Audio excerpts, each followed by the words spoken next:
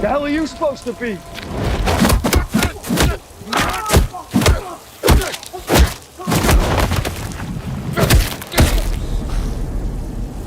I'm vengeance.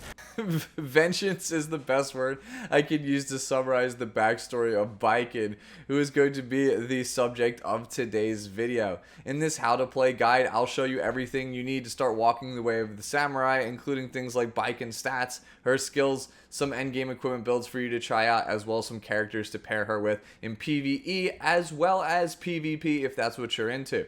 Now, with our introduction out of the way, let's get right into Baiken's stats. Baiken is an Earth Thief of the Scorpio Zodiac symbol. She shares a stat line with a lot of heroes in Epic 7, including characters like Celine, Violet, and Cez. Taking a closer look at her stats, she has 1,228 attack, 6,266 health, 113 speed, 473 defense, 23% critical hit chance, 150% critical hit damage, 5% dual attack chance, and no starting effectiveness or effect resistance. I harp on this stat line a lot on this channel because it has amongst, if not the lowest defense rating for a 5-star in all of Epic 7, which kind of pigeonholes the build paths that the character has. You can really only play the character aggressively. You can't really play the character defensively. That's fine, however, because she has well above average attack, well above average health for a thief, very good speed for a thief, and she also has starting critical hit chance, which will be very, very useful for you when we talk about her skills. It'll become apparent why you really need critical hit chance on this hero. So again, really good stat line. I just really hate how low the starting defense is. As a bit of trivia before moving on to the skills section, Baiken is voiced in Guilty Gear Strive as well as all versions of Epic 7 by Mayumi Asano. She is the 4th person throughout Guilty Gear's history to voice Baiken. As another bit of trivia, there is a rumor that series creator Ishiwatari Daisuke got the idea for Baiken when he accidentally mistook Himura Kenshin for a woman. For those of you who do not know, Himura Kenshin is the main character of the series Rurouni Kenshin. I guess you can use this as an explanation for why Baiken appears physically as a female, but acts incredibly masculine in most situations. Baiken's S1 is Tatami Gaishi. It has a 1x attack multiplier. There is a 45 to 70% chance, depending on Molagora, for this attack to proc up to 2 bleed stacks on the enemy for 2 turns each. Landing a critical strike decreases all of Baiken's other cooldowns by 1 turn. Just like in Guilty Gear Strive, Tatami Gaishi is used to fill gaps in the offense. In Strive specifically, Tatami Gaishi is used as a safe jump or frame trap tool so that Baiken can basically keep up the pressure on her opponents. It's also excellent as a combo starter in a lot of scenarios. This move, along with her various counter mechanics from older games, are the signature skills that define Baiken's playstyle. In Epic 7, sadly, this move is nowhere near as good as it is in those games. It's just basically an average S1 attack with some light debuffs that enable her to use her other attacks more often. Baiken's S2 is Tsurane Sanzu Watashi. It has a 3 to 4 turn cooldown depending on Molagora and a 1.2x attack multiplier. It has a 55 to 80% chance to proc up to 3 different bleed stacks on the target, each for 2 turns. One of those bleed stacks ignores effect resistance. Landing a critical strike on this move grants Baiken an extra turn. In Guilty Gear Strive, Tsurane Sanzu Watashi is a super that is largely used to end combos for big damage, or is used as a reversal to punish an opponent's attempts to be aggressive against you. In Epic 7, however, it's the furthest thing from a combo ender. This move is actually her combo starter. You want to start all of your offense with her S2 and amass a huge amount of bleed stacks on the target in preparation for using her S3, which we will be talking about next. The cooldown of this move, by the way, is short enough that when it's combined with Tatami Gaishi, you can use it almost every other turn, allowing for Baiken to take quite a number of turns in a given battle. As a fun fact, the one bleed stack on this move that ignores effect resistance was actually a bug when she first came out, but they later decided to leave it in because if they removed it, it would essentially be a nerf to the character. Baiken's S3 is Garyo Tensei. You acquire 2 souls upon use, and it has a 7-turn cooldown, which can obviously be reduced by Tatame Gaishi and the extra turn from her S2 Tsurane Sanzu Watashi. It has a 1.6x attack multiplier. It detonates all bleeds on the target, essentially cashing in all the damage you would take over time immediately.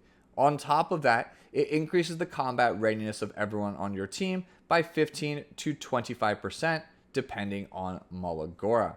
For those of you who are new to Epic 7, combat readiness increases make it so that the rest of your team has their turn come up much faster. You can view this on the bar that is on the left-hand side of the screen, or by hitting the hourglass in the top left-hand corner of your screen. Once your character's combat readiness increases to 100%, it becomes their turn. This move, by the way, is not in Guilty Gear Strive, but it does appear in Guilty Gear Xrd as Baiken's instant kill move. Instant kills usually aren't that great, as you lose access to your tension gauge, or which is basically your super meter, right? And all of the benefits that you would get from that, such as faultless defense and things like that. However, if you are able to land her instant kill, you win the fight in one hit. That's what it's for, right? It's an instant kill. That's a pretty accurate description, by the way, for what this move is used for in Epic 7. Baiken is primarily played for her 2-turn instant kill combo on the Banshee 13 boss to farm gear sets very, very quickly. As a fun fact, Garyo Tensei's final animation frames in Epic 7 are taken from Baiken's intro in Guilty Gear Xrd. I have 2 big guesses for why they changed the final animation frames based on the animation that I'll be showing you on your screen now. So yeah, based on that, I'm sure you can figure it out. Baiken's Soul Burn makes it so that Garyo Tensei does 1.85x of her attack as opposed to 1.6x of her attack for the cost of 10 souls. Honestly, not really worth it. I think there are better uses for your souls. It's not really that big of a damage increase. Use it only if you have nothing else to spend your souls on. When it comes to Molagora priorities, you want to be maxing the S2 and the S3 first before you start investing in the S1. Baiken is primarily played for her S2 into S3 combo, so that's why I think you should put your resources there first and foremost. I would start with Garyo Tensei for the increased combat readiness, and then move on to Tsurane Sanzo Watashi for the extra bleed chance and the extra damage. These 2 are the only 2 I think you really need to max if you're only trying to play her in something like a Banshee one-shot composition. But if you're trying to play her as a general purpose farmer or using her in something like expeditions as well, you're going to eventually want to max Tatame Gaishi as well and have her at plus 15. I first played Baiken as a kid with the release of Guilty Gear XX, The Midnight Carnival on the PlayStation 2. I love the crazy cast of characters, but the character that I fell in love with the most was the character that reminded me of Kenshin. That, of course, is Baiken. While I was never the best Guilty Gear player, I did appreciate that Baiken had tons of tools to punish opponents with her powerful counters if I got a good read on my opponent's aggression. This, along with her incredibly simple specials and supers, meant that even someone like me with poor execution could play a somewhat decent game of mental chess. When Guilty Gear first came to Epic 7, I expected Baiken to be a heavily counter-focused hero along the lines of someone like martial artist Ken or Violet. That sadly isn't the case. Baiken is almost the furthest thing from her Guilty Gear counterpart. Gone are the counters that defined her playstyle in the past, instead replaced with a very straightforward, aggressive moveset. And unlike Guilty Gear, the people who say they main Baiken actually play Baiken in Epic 7. She's one of the easiest and best farming units to use in the entire game, making her a great pickup for both new players and veterans alike. Using the guaranteed bleed stack and extra turn granted from Tsurane Sanzo Watashi, Baiken can very easily enable the Rage equipment set damage bonus, which allows Garyo Tensei to do absurd amounts of damage, killing bosses like Banshee in one combo. Baiken herself may not have counters in this game, but she for damn sure is one of the best enablers in making sure your entire roster is outfitted with multiple sets of counter attack gear, in addition to things like lifesteal and resist. The first build that I'm going to show you for Baiken is a Banshee 13 one-shot build, as well as a Hopeless Symaqus farming build that many players use to farm at hyper speed. However, I recognize not everyone will have this gear at first. Some of you are new players who are coming to the game from the Guilty Gear Strive Collab. Ideally, what you will want to start with as a new player is the item level 75 attack set that the game gives you for free at the start. You'll use this to farm Banshee and eventually transition to a destruction set. Ideally, from here, you'll start trying to farm the Rage gear to bring Baiken to her full potential with a build like the one that we're about to talk about now. For primary sets, I have Rage Crit listed, although I personally play Rage Broken set. What that means for you new players is I am on 4 pieces of Rage gear to get the Rage set damage bonus effect, and then I have 2 pieces that do not have matching sets. So therefore, all I really am caring about is the Rage damage bonus from that, and then I just have 2 pieces that are there largely for stats and nothing else. So don't worry, just make sure you can get Rage and then the desired stats that I have listed here on your screen, and you should be fine. If you, for some reason, do not have Rage set, whether you're a new player or simply do not want to venture into Asymanic, I have other alternatives listed here below, including Attack Crit, which is where, again, new players should start with that 75 attack set gear. And then eventually, once you've farmed enough lower level Banshee, you can transition to Destruction Crit. I will try to give you the alternative stat lines. I will say them while I'm going over the desired stats if you decide to stay on attack or destruction, because you can still make this work, just know it's going to be a bit harder. Taking a look at the desired stats, we want 4,400 attack if we are on Rage. You want closer to 4,800 if you decide you want to be on attack or destruction set instead. This is basically how much attack power we need in order to make sure that we can one-shot the Banshee. Defense is 783. This is just Baiken's base defense with a level 90 body equipped. Looking at the health, I have 13k here. This is only for people who intend to play Baiken in Expeditions, specifically Hopeless Symaqus level 3. You will take quite a bit of punishment from the boss's AoEs as well as the fatigue mechanic. You just simply will not survive, I find, if your HP is not at least 13k.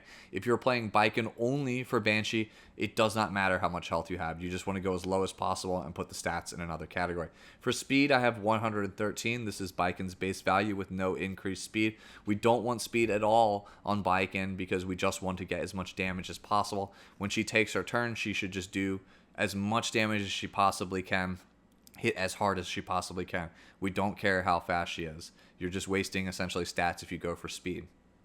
For critical hit chance, I have 85%. That is because Baiken is a green unit that is largely only going to be fighting blue units. The game naturally gives you plus 15% critical hit chance since you have type advantage. Therefore, 85 plus 15 is 100% chance.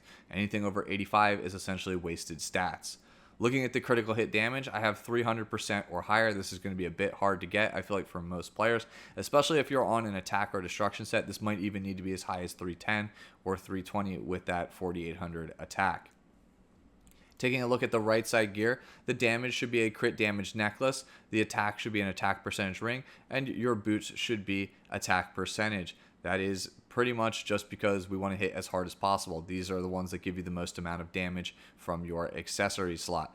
Looking at the artifact, I have Daydream Joker, as this is the easiest artifact to actually obtain that does good damage. It is a 3-star. Most people will have this from rolling the gacha a couple of times. It does percentage damage to the boss based on its max health. So you'll get 2 procs out of this from Baiken. It translates to just a lot of free damage. Very easy artifact to obtain and level up. So that's why I have it here as the preferred one. However, it does not work against Hopeless Symaqus, which is why you see her listed as an alternative. Eliha's Knife, which is what I normally use. As long as the boss is not at full health, you'll get some defense pen, some extra damage in there. So I leave it to you to decide which one you want to use based on what you're trying to use Baiken for. Knife for Expedition, Daydream Joker for Banshee, and if you're trying to do both, then just go with Knife by default. Looking at the per piece average, I have 23% attack per piece, 10% HP per piece, 8% crit chance per piece, and 16% crit damage per piece. Please keep in mind that this is going to be a little bit awkward stat-wise because you can't really hit roughly these averages per piece, there's not enough rolls actually in there. So in order for things to line up, you're actually going to need flat attack on the attack percentage ring and flat attack on the attack percentage boots. So make sure when you're gearing the character that you be on the lookout for the flat attack on both of those to make gearing her easier.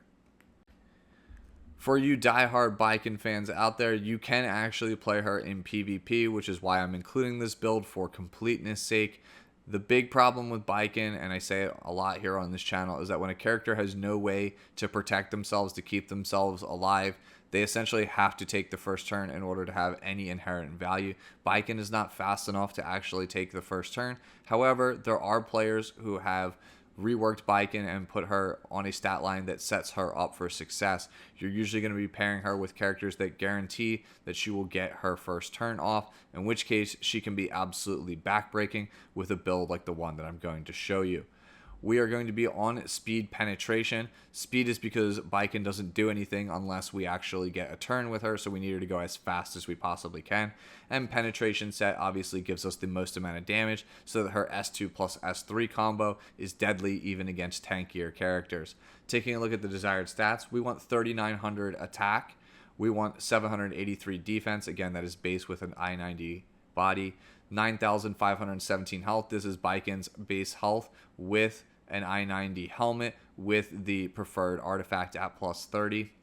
For speed, we want 250 or better. This puts her in kind of like the tier 2, tier 3 speed bracket, where essentially she's not really competing with anyone other than openers or some of the faster support characters in the game. And usually you're going to be pairing her with characters that will guarantee that she is not having to deal with those characters in faster speed brackets for the most part. Critical hit chance, we want 100%, so that way our S2 is guaranteed to give us an extra turn.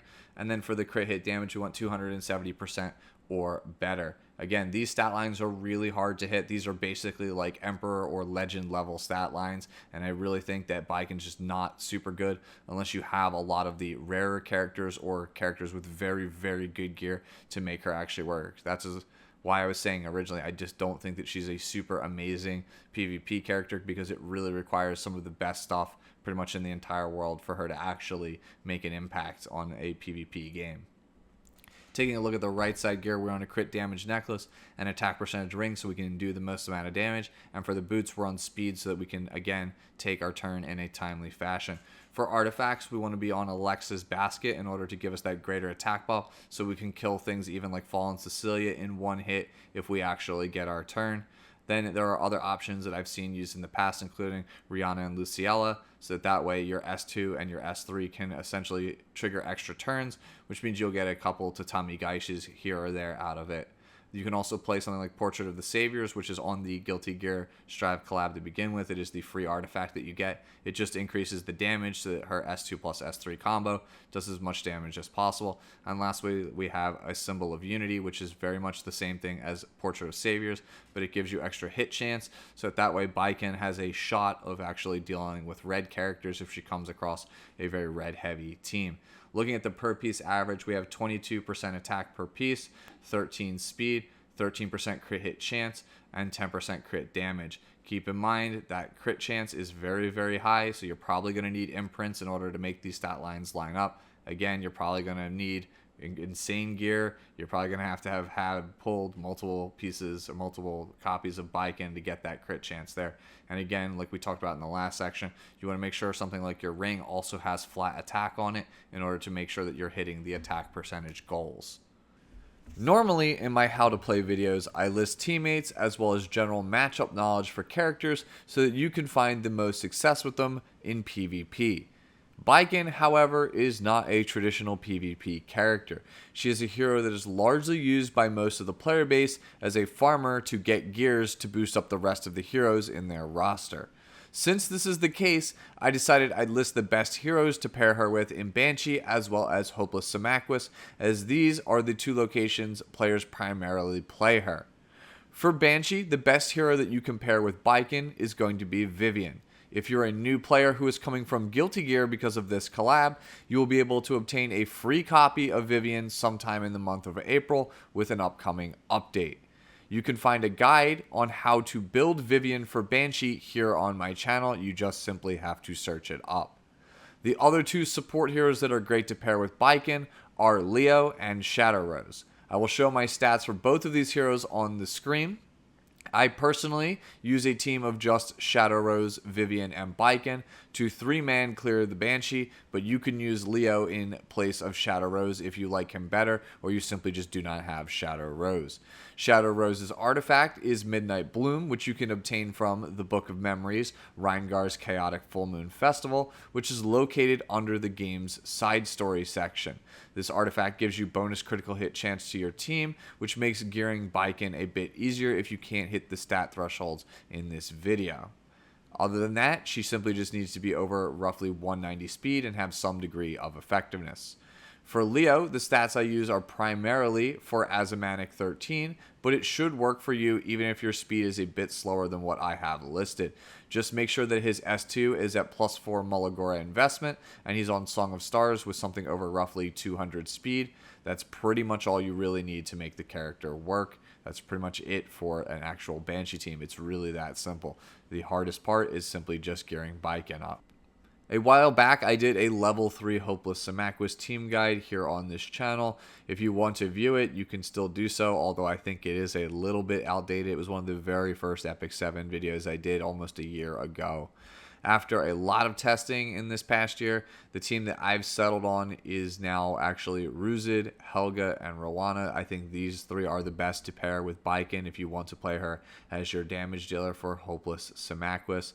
This is probably the best 3-man setup for any damage dealer, so to speak. You can use Ram, or you could even use something like Urvalin or whatever have you in the slot. I just think that these three are the best now. They've kind of proven themselves to be the best 3-man setup for Hopeless Symaqus. Ruzid and Helga, if you do not know, are both free-to-play 3-star specialty change options, so everybody has access to them as long as you're willing to do their unlock quests. They provide great support for your Baiken in the form of things like attack buff, defense break, and they also give combat readiness pushes. For Ruzid, I'm going to put his gear up now on the screen. You really only need high effectiveness and some decent speed. As you can see, I'm pretty much on filler gear for the most part. It's not really crazy high stats to hit for this character. You really only want him on something like Super Water Gun Shooter, anything that will increase the team's overall damage so you can kind of fulfill the support role. Ideally, you would want him a bit faster. I just don't really want to put any more speed gear actually on him. I'm already strapped as it is for speed gear for my DPSs for things like PvP. So if you can go faster, by all means, go for it. For Helga, it's a very similar story. She's pretty much on spare gear. Helga, unlike Ruzid, actually can put up decent damage numbers, which is why I decided to have some crit chance and crit damage on her, as well as a penetration set, although you can play something like critical hit set if you want. Just make sure that she has some effectiveness so she can land her defense breaks, and she has decent speed along with an artifact like Durandal so she can take turns in a timely fashion. I think the biggest hurdle for most people gearing this team is going to be the tank, which will be Rowana. You want her as she appears, extra thick. I have her on HP percentage for the ring as well as the boots to make her an absolute brick. Remember, she's a Soul Weaver, not a Knight, which means she will take bonus damage. Even with my stat line, you still sometimes almost die, or you even do die actually to the boss. So you might even want a little bit better stats than I have listed here. As you can see, I have effect resistance on mine, but that is because I use her as a pocket pick. In PvP, the same thing goes for Stella Harpa. If you really only wanted to play her for expeditions, you could play her on something like Idol's Cheer as the artifact and dedicate all of that wasted effect resistance into more defense, into more HP percentage, so that way she doesn't actually die. If she can stand up to a few attacks and actually survives the whole run, then that's going to be great for you. As long as your team at that point can deal at least 6 attacks between each of the boss's turns to trigger the passive, which will trigger Rowana's passive, then your team is good to go. That is pretty much how the team works. You just take a bunch of turns with Baiken and her CR pushing, as well as Helga and Ruzid and their CR pushing to trigger the boss Hopeless Symaqus's attack, counter attack, which will trigger in turn Rowana's passive to give you more combat readiness. Lastly, I want to highlight a few of the actual teammates you could pair with Baiken if you decided to play her in PvP. I don't think Baiken is a super amazing PvP hero, but you do have people like Korean Jesus out here using her in very high-end Legend RTA to great effect, and that is largely due to her synergy with the very powerful and fast opening heroes that are dominating the meta right now. Characters like Peyra, Conqueror Lilius, Closer Charles, and even someone like Fire Coeric can serve as a great opener and teammate for Baiken. You want to make sure that these heroes are taking turn 1 and then essentially doing their job and making it so that the coast is clear for Baiken to safely take turn 2. After that, all Baiken really needs to do is assassinate a target with her S2 plus S3 combo to guarantee that the rest of your team is going to go ahead and basically do turn 3, turn 4. You should just snowball way out of control and win the game. This composition is largely for very aggressive playstyles that seek to end the game in a short amount of turns. Baiken simply does not have the tools or protection to play prolonged games. You really should only be trying to play her in PvP if your gear is incredibly good and you're the kind of person that favors an entirely glass cannon, all aggression playstyle. And that's going to do it for how to play Baiken. As you can tell, I had a lot of fun making this video. If I missed anything, let me know down in the comment section. And there should be a playlist on your screen now for more Epic 7 guides if that's what you're into. And if for some reason I haven't covered it yet, feel free to hit me up on Discord. Enjoy the rest of your day, the rest of your week, and I'll catch you all in the next video. Peace.